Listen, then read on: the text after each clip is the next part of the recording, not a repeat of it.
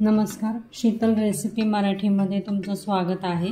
तर आज आपण चवळीची पालेभाजी कशी करायची ते पाहणार आहोत। जी आपली पालेभाजी असते ना चवळी, ती बघा मी मस्त धुवून स्वच्छ धुतलेली आहे आणि चिरून घेतलेली आहे। तुम्हाला चिरायच्या असेल तर तुम्ही चिरू शकता, नाही चिरली तरी काही हरकत नाही। जी आपली चवळी असती ना, तुमच्याकडे काय म्हणतात ते मला कमेंट करून सांगा। चवळीची पालेभाजी। आणि आता आपण साहित्य पाहू। इथं बारीक चिरलेला एक कांदा घेतलेला आहे, लसूण पाकळ्या घेतल्या टेचलेल्या, हिंग लागेल, लाल तिखट लागेल, आपल्याला जिरं लागेल, दाण्याचा कूट लागेल आणि चवीनुसार मीठ। प्रमाण मी डिस्क्रिप्शन बॉक्समध्ये देत आहे, तुम्ही नक्की जाऊन चेक करू शकता शीतल रेसिपी मराठीला। तर आता आपण वेळ न घालवता लवकर रेसिपीला सुरुवात करूया। इथं मी कढई घेतली लोखंडाची, त्यात तेल घालून घेतले 3 ते 4 चमचे, कारण की पालेभाजीला तेल थोडं जास्तच लागतं, भाजी खूप छान होती। आता त्याच्यामध्ये आपण जिरं घालूया। जिरं चांगलं फुललं, जिरं छान तडतडले। आता आपण त्याच्यामध्ये कांदा घालूया बारीक चिरलेला।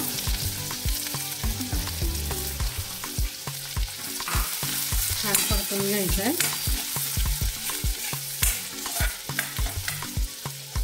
आणि त्याच्यामध्ये आपण आता हिंग घालू,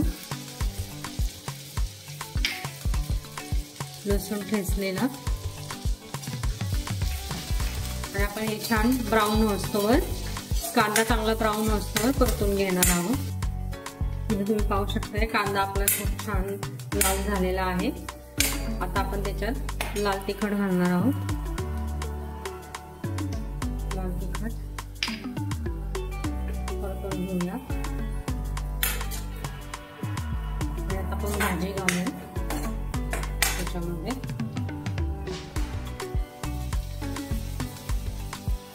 सगळी भाजी आपण घालून घेतली। आता मीठ घालूया चवीनुसार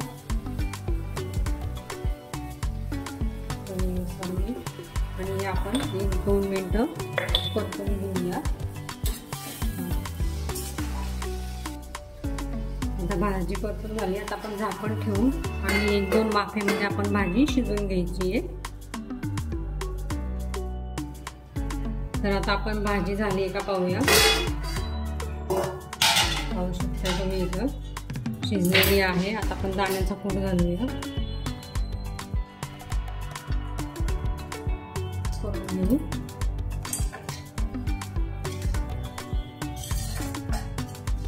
पाहू शकताय खूप छान झालेली आहे भाजी। आता हे काढून घेणार आहोत।